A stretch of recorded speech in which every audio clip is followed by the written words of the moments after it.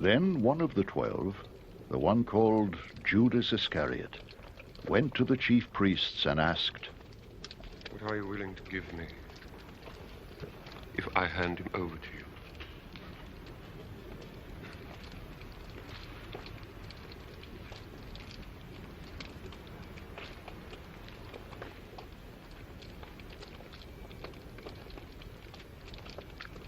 So they counted out for him 30 silver coins.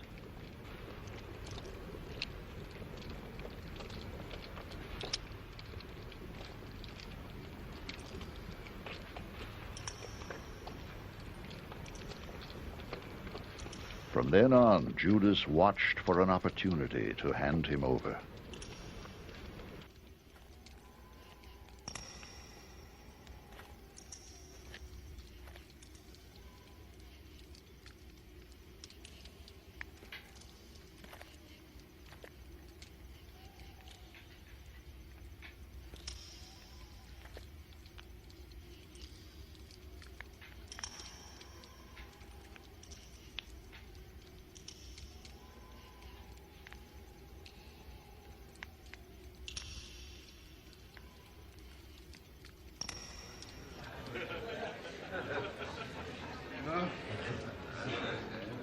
On the first day of the Feast of Unleavened Bread, the disciples came to Jesus and asked, "Where do you want us to make preparations for you to eat the Passover?"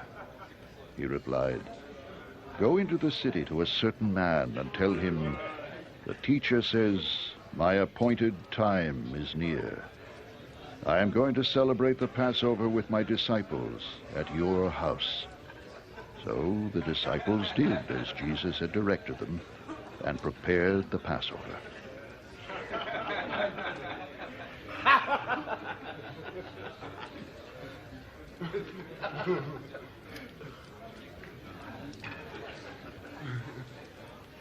When evening came, Jesus was reclining at the table with the 12.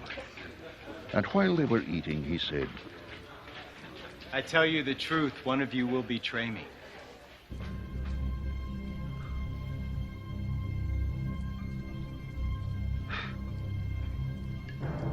They were very sad and began to say to him one after the other, "Surely not I, Lord?" Jesus replied, "The one who has dipped his hand into the bowl with me will betray me."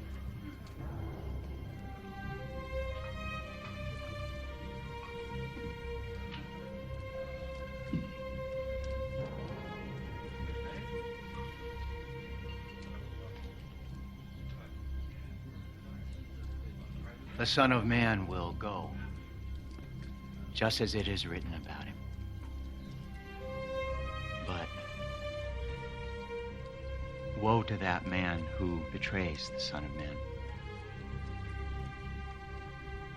It would be better for him if he had not been born. Then Judas, the one who would betray him, said, "Surely not I, Rabbi."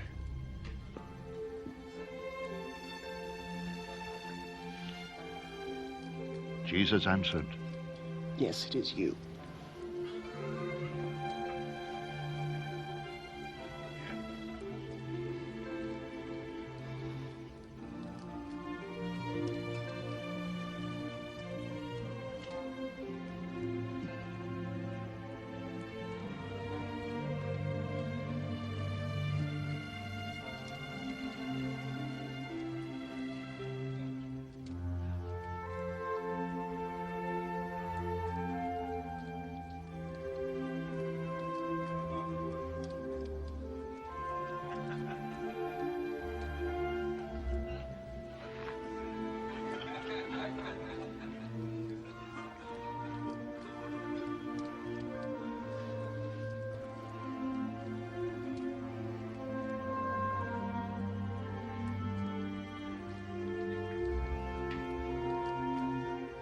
While they were eating, Jesus took bread, gave thanks, and broke it, and gave it to his disciples, saying, "Take and eat. This is my body."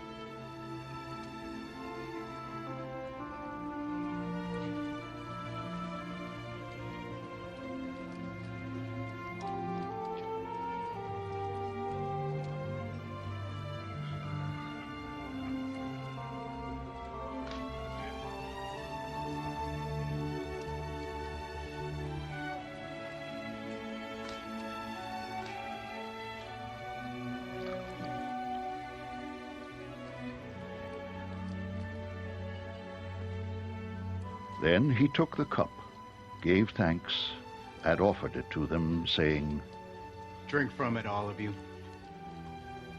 This is my blood of the covenant, which is poured out for many for the forgiveness of sins.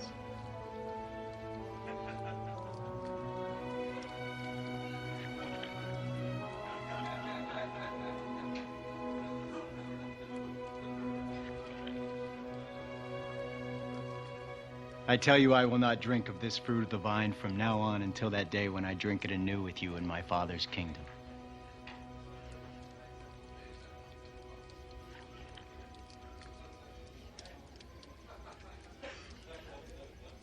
When they had sung a hymn, they went out to the Mount of Olives. Then Jesus told them, This very night, you will all fall away on account of me, for it is written, I will strike the shepherd, and the sheep of the flock will be scattered. But after I have risen, I will go ahead of you into Galilee.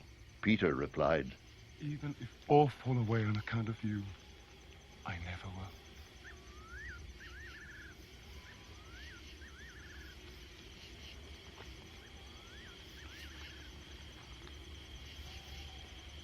I tell you the truth. Jesus answered, This very night before the rooster crows,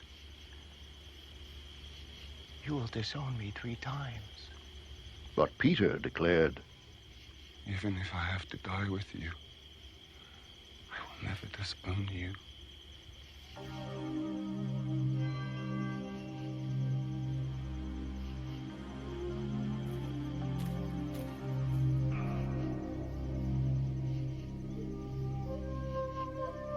and all the other disciples said the same.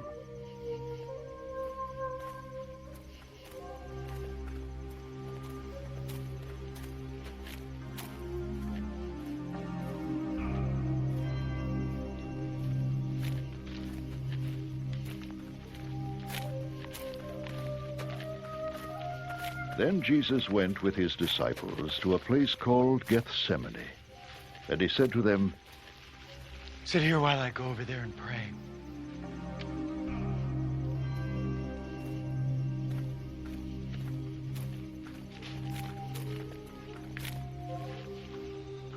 He took Peter and the 2 sons of Zebedee along with him, and he began to be sorrowful and troubled. Then he said to them, My soul is overwhelmed with sorrow to the point of death. Stay here and keep watch with me.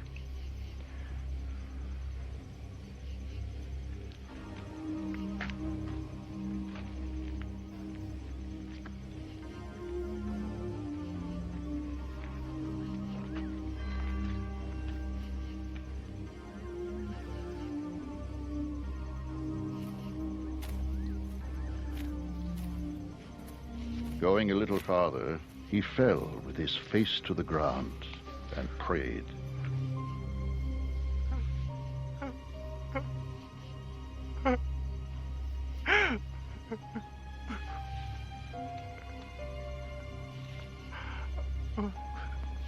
My Father, if it is possible, may this cup be taken from me. Yet not as I will, but as you will.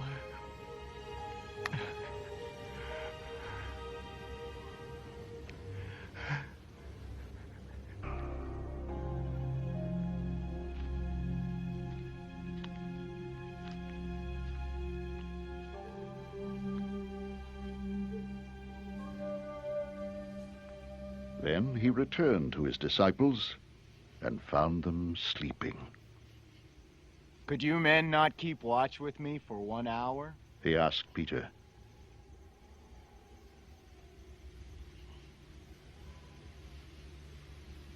Watch and pray so that you will not fall into temptation.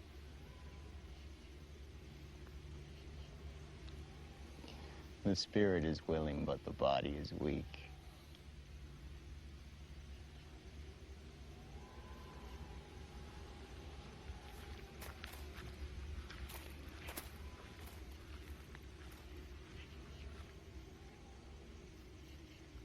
He went away a second time and prayed.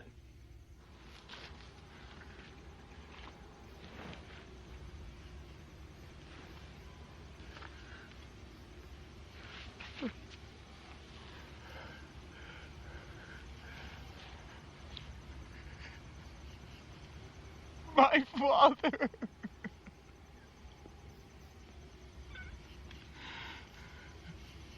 If it is not possible for this cup to be taken away unless I drink it, may your will be done.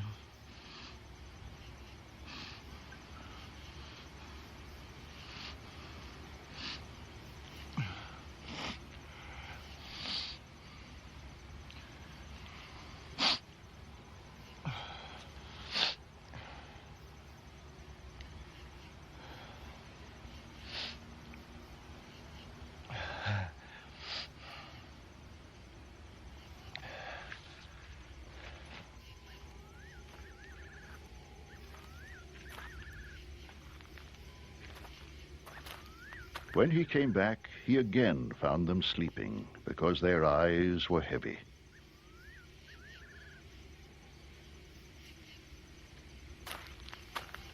So he left them and went away once more and prayed the third time, saying the same thing.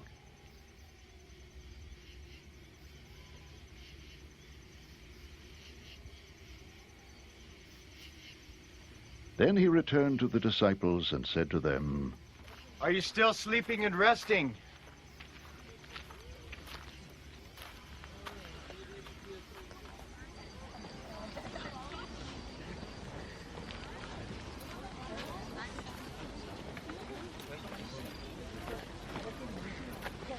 Look, the hour is near, and the Son of Man is betrayed into the hands of sinners. Rise. Let us go.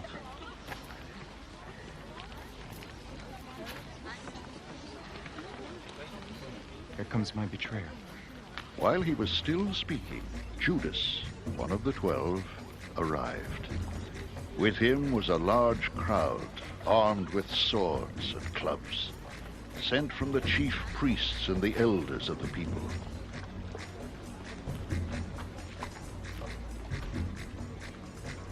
Now the betrayer had arranged a signal with them. The one I kiss is the man. Arrest him.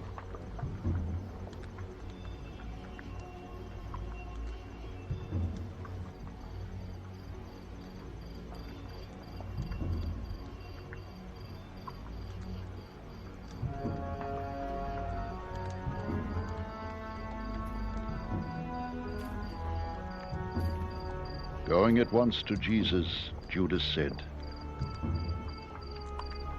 Greetings, Rabbi.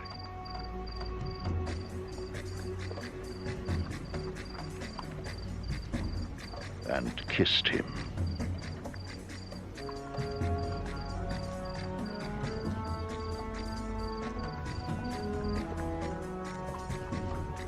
Jesus replied, Friend, do what you came for.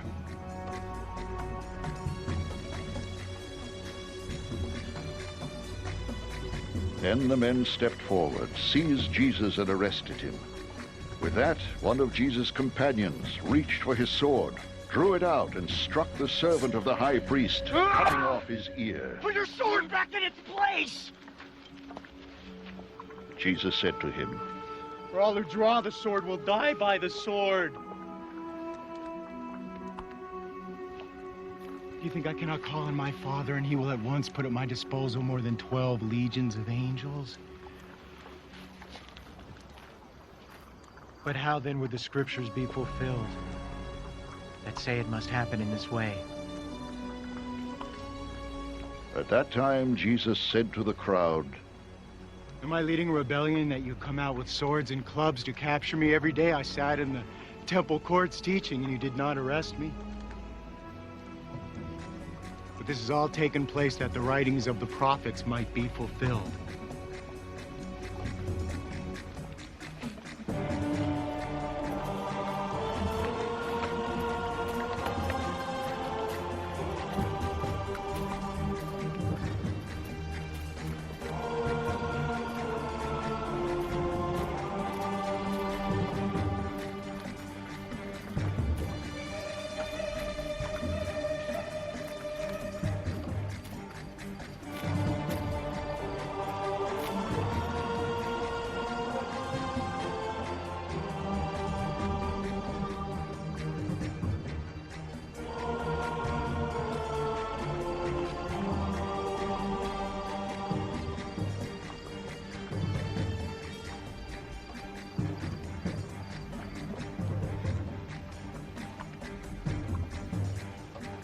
Then all the disciples deserted him and fled.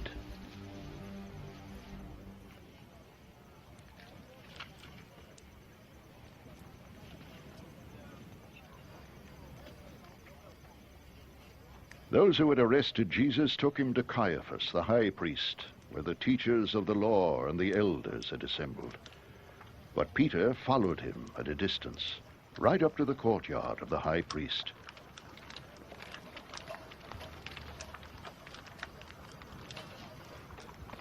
He entered and sat down with the guards to see the outcome. The chief priests and the whole Sanhedrin were looking for false evidence against Jesus so that they could put him to death. But they did not find any, though many false witnesses came forward. Finally, 2 came forward and declared, "This fellow said, I am able to destroy the temple of God and rebuild it in 3 days. Then the high priest stood up and said to Jesus, Are you not going to answer? What is this testimony that these men are bringing against you? But Jesus remained silent. The high priest said to him, I charge you under oath by the living God. Tell us if you are the Christ, the Son of God. Yes, it is as you say. Jesus replied, But I say to all of you, in the future you will see the Son of Man sitting at the right hand of the Mighty One and coming on the clouds of heaven. Then the high priest tore his clothes and said, He has spoken blasphemy. Why do we need any more witnesses? Look, now you have heard the blasphemy. What do you think? He's worthy of death. They answered. Then they spit in his face and struck him with their fists.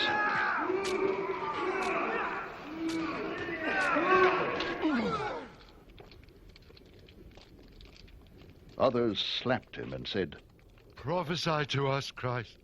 Who hit you? Now Peter was sitting out in the courtyard, and a servant girl came to him. You also were with Jesus of Galilee, She said. But he denied it before them all. I don't know what you're talking about. He said.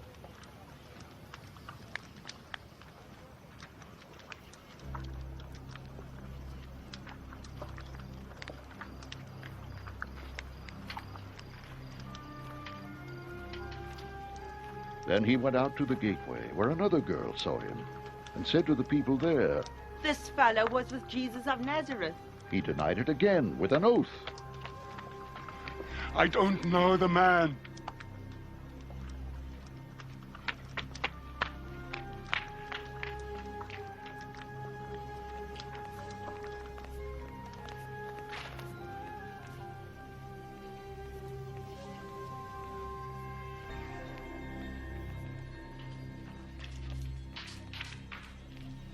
After a little while, those standing there went up to Peter and said, Surely you are one of them, for your accent gives you away. Then he began to call down curses on himself, and he swore to them. I don't know the man! Immediately, a rooster crowed. Then Peter remembered the word Jesus had spoken. Before the rooster crows, you will disown me 3 times. And he went outside and wept bitterly.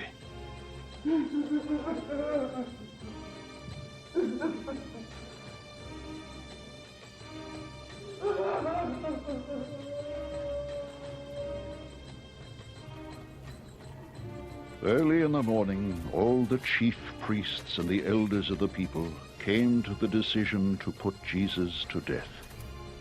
They bound him, led him away, and handed him over to Pilate, the governor.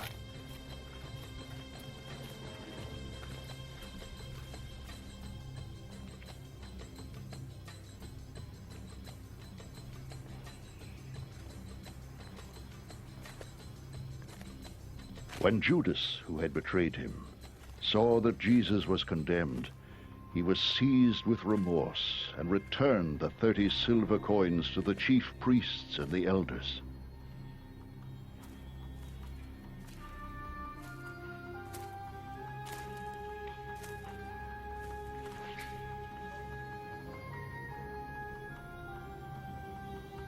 I have sinned, he said, for I have betrayed innocent blood. What is that to us? They replied. That's your responsibility.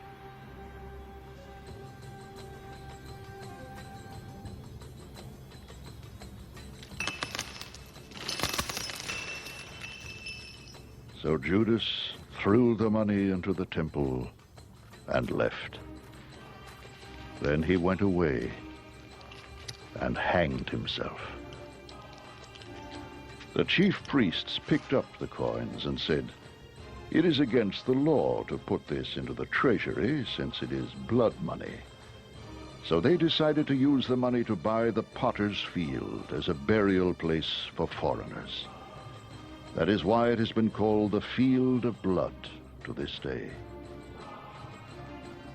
And what was spoken by Jeremiah the prophet was fulfilled. They took the 30 silver coins, the price set on him by the people of Israel, and they used them to buy the potter's field as the Lord commanded me.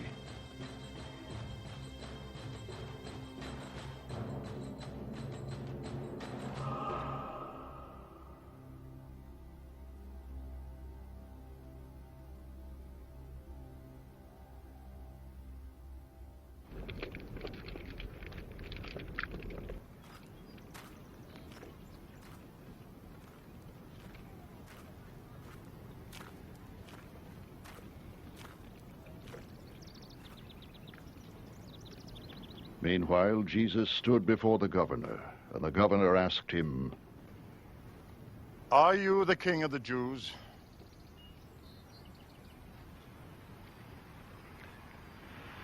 Yes, it is as you say. Jesus replied.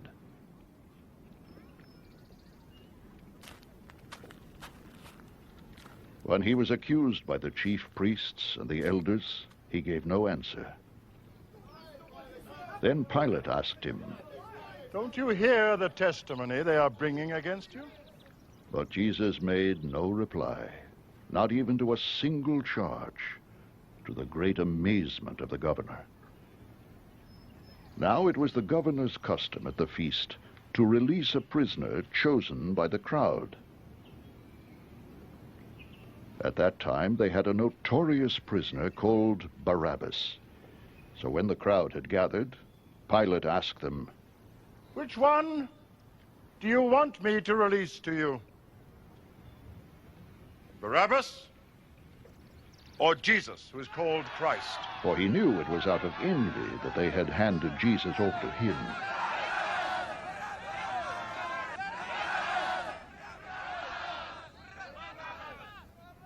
While Pilate was sitting on the judge's seat, his wife sent him this message.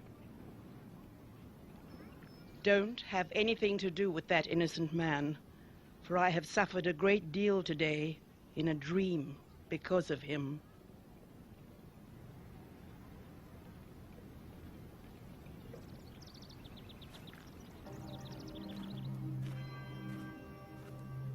But the chief priests and the elders persuaded the crowd to ask for Barabbas and to have Jesus executed. "Which of the two do you want me to release to you?" asked the governor. They answered, "What shall I do then with Jesus, who is called Christ?" Pilate asked. They all answered,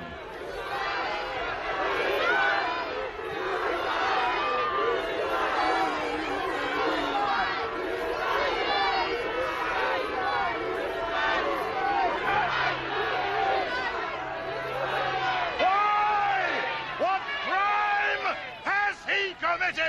asked Pilate. But they shouted all the louder.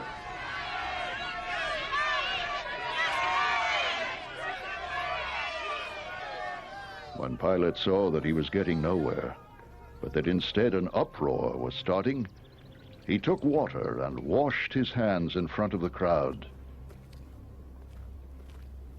I am innocent of this man's blood, he said. It is your responsibility. All the people answered,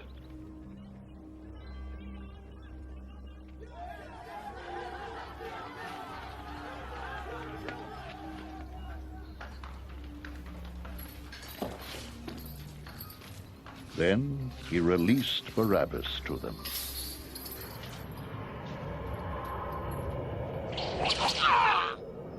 But he had Jesus flogged and handed him over to be crucified.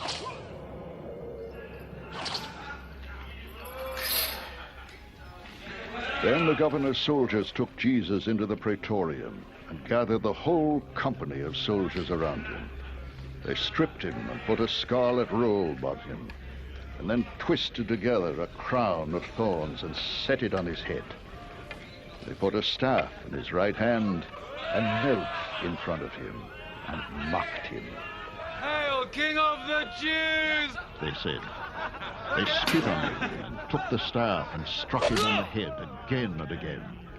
After they had mocked him, they took off the robe and put his own clothes on him. Then they led him away to crucify him.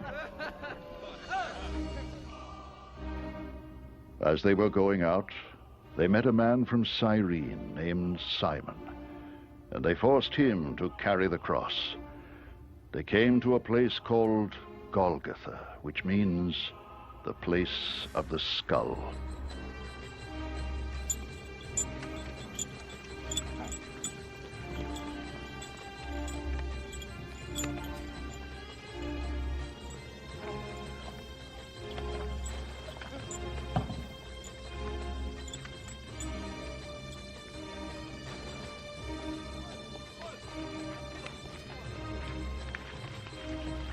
There they offered Jesus wine to drink, mixed with gall. But after tasting it, he refused to drink it.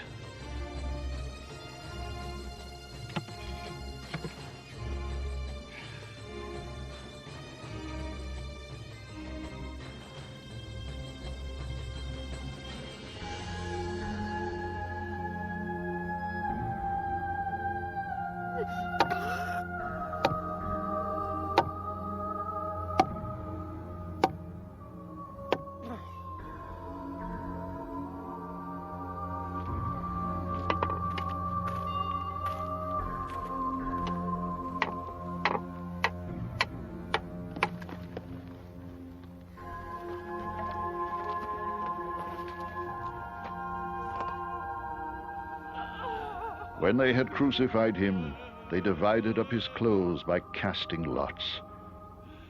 And sitting down, they kept watch over him there.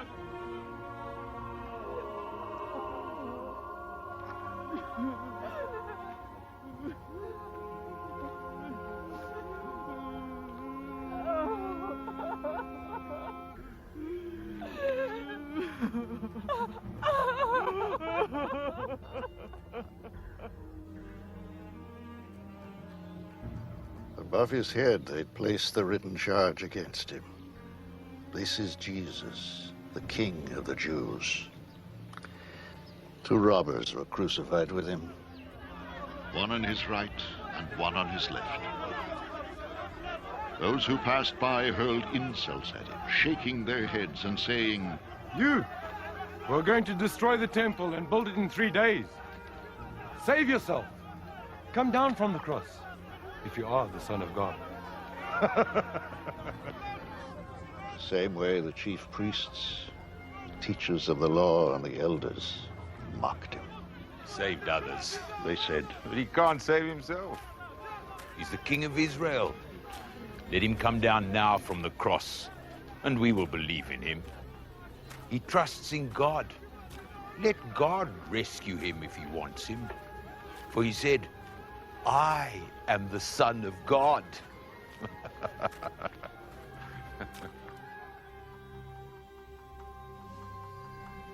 In the same way, the robbers who were crucified with him also heaped insults on him.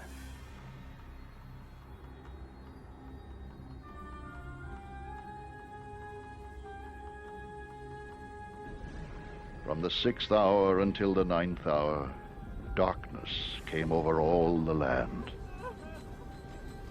About the 9th hour, Jesus cried out in a loud voice, Eloi, Eloi,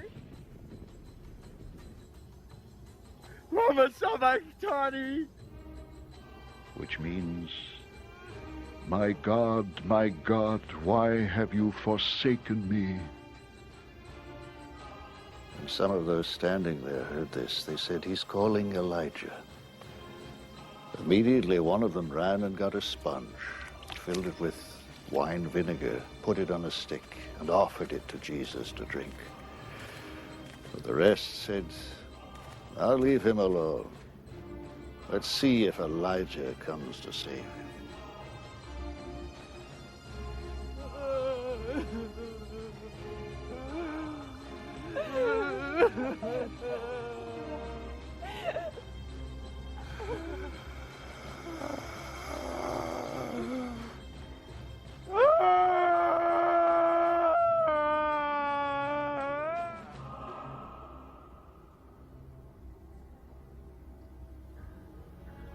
Jesus had cried out again in a loud voice.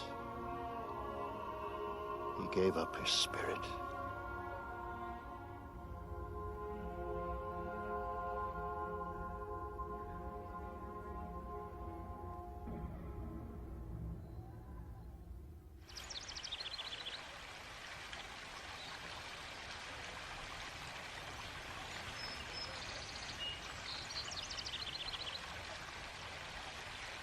At that moment, the curtain of the temple was torn in two from top to bottom. The earth shook and the rocks split.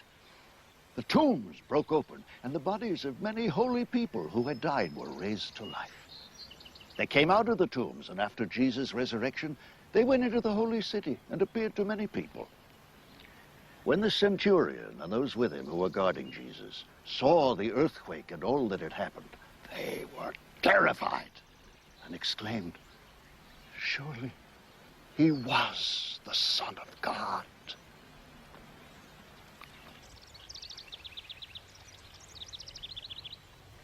Many women were there, watching from a distance. They had followed Jesus from Galilee to care for his needs. Among them were Mary Magdalene, Mary, the mother of James and Joseph, and the mother of Zebedee's sons.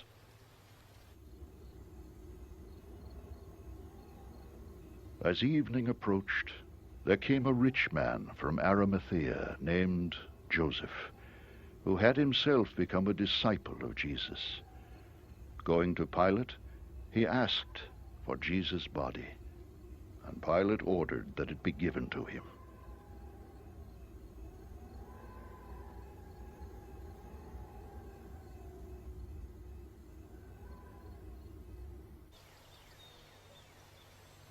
Joseph took the body, wrapped it in a clean linen cloth, and placed it in his own new tomb that he had cut out of the rock.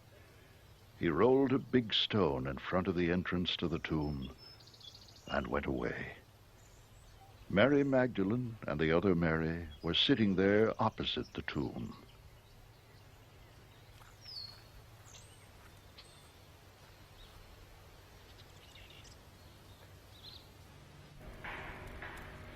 The next day, the one after Preparation Day, the chief priests and the Pharisees went to Pilate.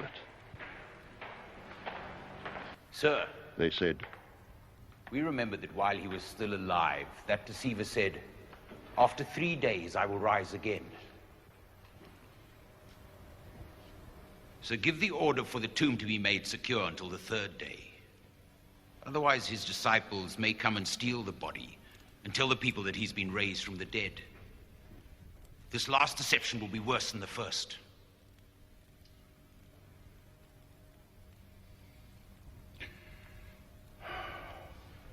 Take a guard. Pilate answered. Go make the tomb as secure as you know how.